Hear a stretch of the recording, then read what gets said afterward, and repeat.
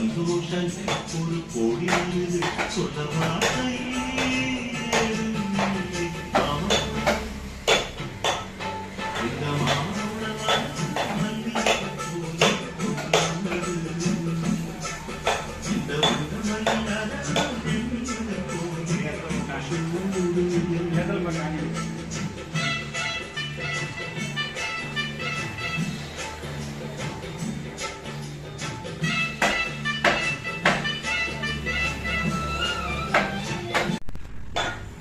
தங்கமலை முருகன் கோயிலுக்கு திருப்பணி தேருக்காக 18 லட்சம் ரூபாய்க்கு வந்து திருப்பணி தேர் செஞ்சுட்டு இருந்தாங்க.